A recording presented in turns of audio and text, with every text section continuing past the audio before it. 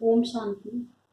16 मार्च 2021 की मुरली है। बाबा ने कहा, मीठे बच्चे, शिव बाबा के इस रचे हुए रुद्र यज्ञ की तुम्हें बहुत बहुत संभाल करनी है।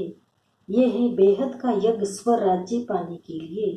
प्रश्न है, इस रुद्र यज्ञ का रिस्पेक्ट किन बच्चों को रहता है? उत्तर, जो इसकी विशेषता को जानते हैं। तुम्हें पता है कि इस रुद्र यज्ञ से हम कोड़ी से हीरे जैसा बनते हैं।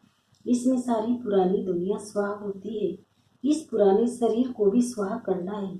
कोई भी ऐसा बेकायदे कर्म न हो जिससे यज्ञ में विघ्न पड़े। जब ऐसा ध्यान रहे तभी रिस्पेक्ट रख सकते हैं। गीत है, माता हो माता, तुम्ही हो भाग्य विधाता। ओम शांति। बच्चों ने गीत सुना, जिन्होंने बनाया वो तो बेचारे माता को जानते ही नहीं है।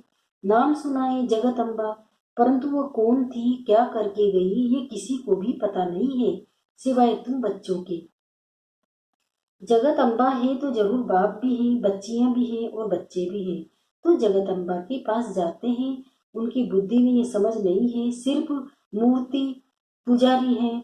देवी के आगे जाकर भीख मांगते हैं। अब ये स्वराज्य अश्वमेध अविनाशी रुद्र ज्ञान यज्ञ है।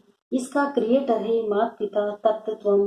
तुम भी यज्ञ के क्रिएटर हो। तुम सब बच्चों को इस यज्ञ की बड़ी संभाल करनी है। यज्ञ के लिए बहुत रेस्पेक्ट रहना चाहिए। यज्ञ की पूरी संभाल की जाती है। यह है डेड ऑफिस और भी ब्रांचेज है। मम्मा बाबा और तुम बच्चे अपना भविष्य हीरे जैसा बना रहे हो इस यज्ञ के द्वारा। तो ऐसे यज्ञ की कितनी संभाल और इज्जत रखनी चाहिए, कितना लव होना चाहिए। यह हमारी मम्मा जगत अम्बा का यज्ञ है। मम्मा बाबा का यज्ञ सो हमारा यज्ञ। यज्ञ की वृद्धि करनी होती है कि यज्ञ में आकर बहुत बच्चे अपने बाप से वर्षा लेवे। बल खुद नहीं ले सकते, खुद को फुर्सत नहीं है तो अच्छा औरों को निमंत्रण देना चाहिए। इसका नाम ही राजस्व अश्वमेध ज्ञान यज्ञ, जिससे स्वराज्य मिलता है। इस यज्ञ में पुराने शरीर को भी स्वाह करना होता है, बाप का बन जाना है। यज्ञ कोई मकान नहीं है, ये है बेहद की बात, जिस यज्ञ में सारी विश्व स्वाह होनी है। आगे चल तुम देखना इस यज्ञ का कितना रिगार्ड रखते हैं। यहाँ बहुतों को रिगार्ड नहीं है। इतने सब यज्ञ के बच्चे हैं, बच्चे पैदा होते रहते हैं, तो इस यज्ञ की कितनी इज्जत रखनी चाहिए। परंतु बहुत है जिनको कदर ही नहीं है। ये इतना बड़ा यज्ञ है जिससे मनुष्य कोड़ी से हीरे जैसा, भ्रष्टाचारी से श्रेष्ठाचारी बनते हैं। इसलिए बाबा कहते हैं, बल यज्ञ रचते रहो, एक भी श्रेष्ठाचारी बना तो अहो सौभाग्य। इतने लाखों मंदिर आदि है, वहाँ कोई श्रेष्ठाचारी नहीं बनते हैं। यहाँ तो सिर्फ 3 पैर पृथ्वी के चाहिए, कोई आए तो एकदम जीवन सुधर जाए। कितनी इज्जत होनी चाहिए यज्ञ की।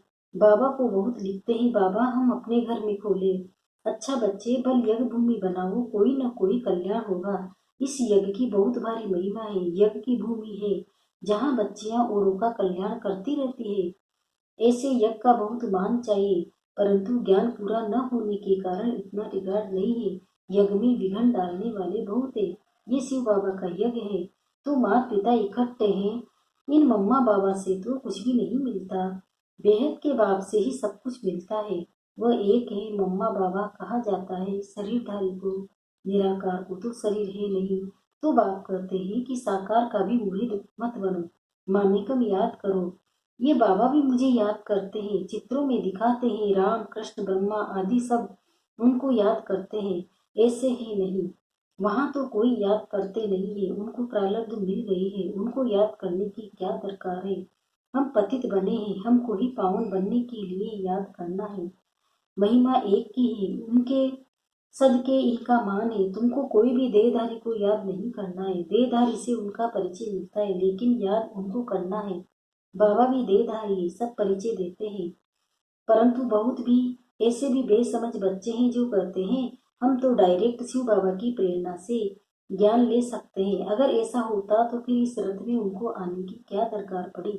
ऐसे भी हैं जो समझते हैं इस साकार से हमारा क्या काम।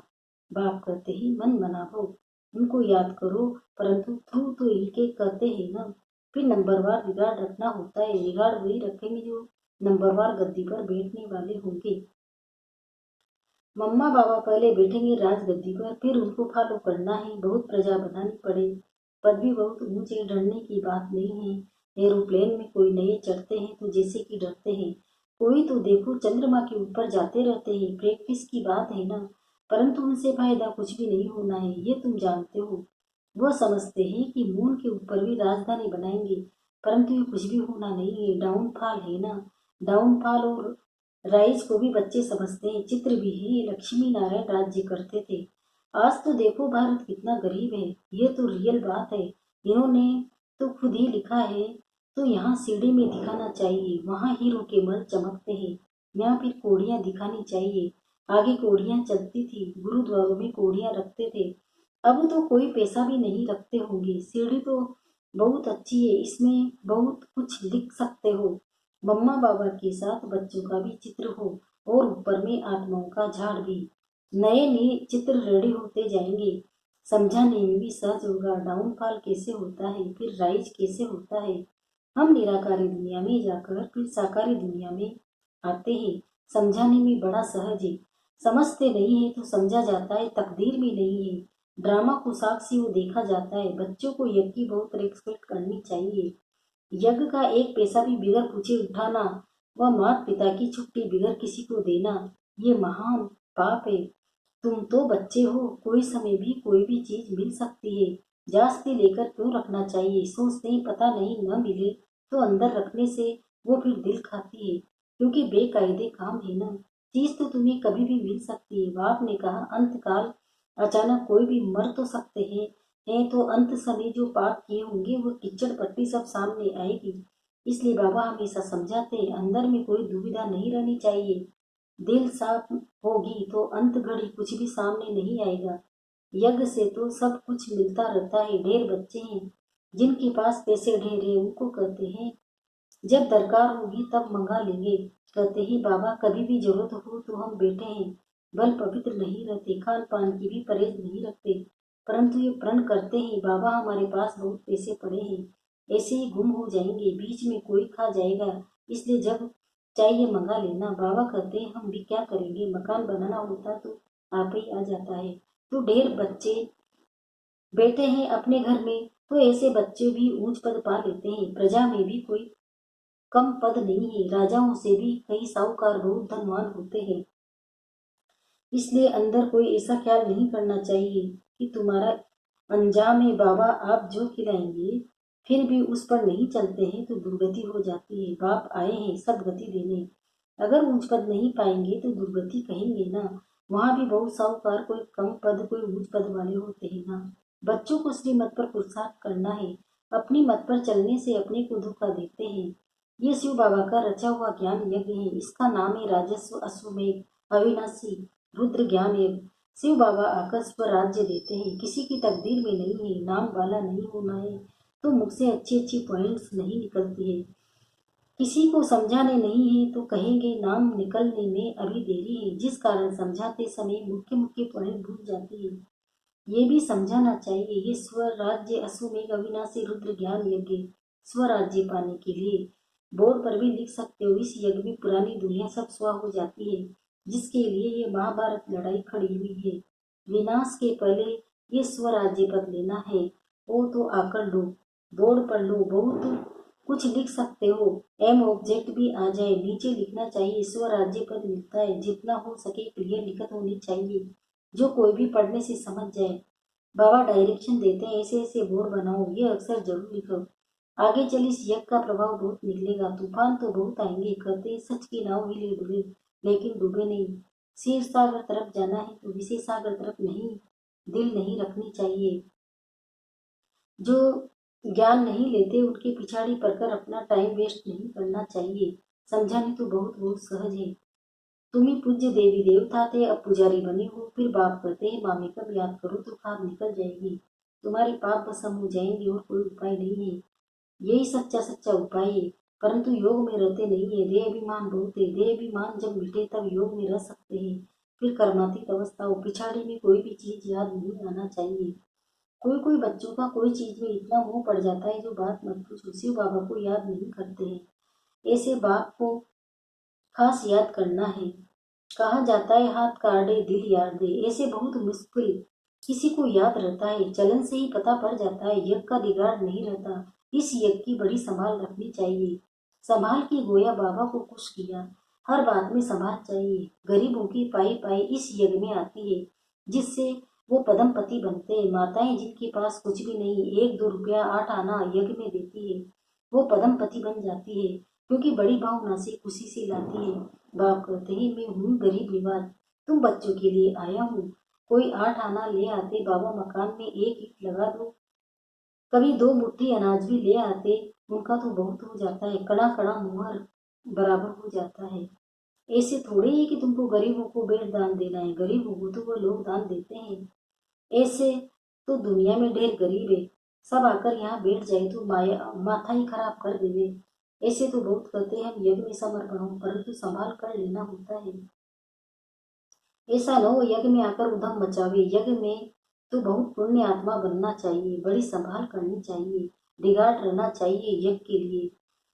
जिस ईश्वरीय यज्ञ से हम अपना शरीर निर्वाह करते हैं, यज्ञ का पैसा किसी को देना बड़ा पाप है। ये पैसे हैं उनके लिए जो कोड़ी से हीरे जैसा बनते हैं, ईश्वरी सर्विस में है। बाकी गरीबों आदि को तो देना, ये दान पुण्य तो जन्म जन्मांतर करते आए हो। उतरते उतरते पाप आत्मा ही बनते गए। तुम बच्चे सबको बाप का परिचय देने के लिए छोटे छोटे गांव में भी प्रदर्शनी करते रहो। एक गरीब भी नहीं निकल आए तो वह भी अच्छा है। इसमें कोई खर्चा तो है नहीं। लक्ष्मी नारायण ने राजाई पाई, क्या खर्चा किया? कुछ भी नहीं। विश्व की बादशाही पाने के लिए खर्चा तो कुछ भी नहीं किया। वो लोग तो आपस में कितना लड़ते हैं, बारूद आदि पर कितना खर्च करते हैं। यहाँ तो खर्चे की कोई बात ही नहीं। बिगर कोड़ी खर्चा से कल में विश्व की बादशाही लो। अल्प को याद करो, वे बादशाही है। बाप कहते हैं, जितना हो सके सच्ची दिल से सच्चे साहिब को राजी करो तो सचखंड के मालिक बनेंगे। झूठ यहाँ नहीं चलेगी। याद करना है, ऐसे नहीं कि हम तो बच्चे हैं। याद करने में बड़ी मेहनत है। कोई विकल्प किया तो बड़े घोटाले में आ जाएंगे, बुद्धि ठहरेगी नहीं। बाबा तो अनुभवी है ना, बाबा बताते रहते हैं। कई बच्चे अपने को मियाँ मिट्टू समझते हैं, परंतु बाबा कहते हैं बहुत मेहनत है, माया बहुत विघन डालती है। अच्छा, मीठे मीठे सिकंदे बच्चों प्रति माता पिता बाप दादा का याद प्यार और गुड मॉर्निंग। रूहानी बाप की रूहानी बच्चों को नमस्ते। हम रूहानी बच्चों की भी रूहानी माता पिता बाप दादा को याद प्यार गुड मॉर्निंग, नमस्ते नमस्ते नमस्ते। शुक्रिया बाबा, शुक्रिया आपका पद्मा पदम, शुक्रिया। धारणा के लिए मुख्य सार है। पहला है, अपने इस रुद्र यज्ञ का बहुत बहुत रेस्पेक्ट करना है। यज्ञ का वातावरण बहुत शुद्ध पावरफुल बनाने में सहयोगी बनना है। इसकी प्यार से संभाल करनी है। अपने पास कुछ भी छिपा कर नहीं रखना है। दिल साफ तो मुराद हासिल। इस यज्ञ की कोड़ी कोड़ी अमूल्य है, इसलिए एक कोड़ी भी व्यर्थ नहीं गंवानी है। इसकी वृद्धि में सहयोग देना है। वरदान, कारण को निवारण में परिवर्तन कर सदा आगे बढ़ाने वाले समर्थी स्वरूप भव। ज्ञान मार्ग में जितना आगे बढ़ेंगे उतना माया भिन्न भिन्न रूप से परीक्षा लेने आएगी, क्योंकि ये परीक्षाएं भी आगे बढ़ने का साधन है, न कि गिराने का। लेकिन निवारण के बजाय कारण सोचते हो तो समय और शक्ति व्यर्थ जाती है। कारण के बजाय निवारण सोचो। एक बाप के याद की लगन में मगन रहो तो समर्थी स्वरूप बन निर्विघ्न हो जाएंगे। कोई भी बात में कारण नहीं, हमें निवारण ढूंढना है। ओम स्लोगन, महादानी वह है जो अपनी दृष्टि वृत्ति और स्मृति की शक्ति से शांति का अनुभव करा दे। ओम शांति, ओम शांति।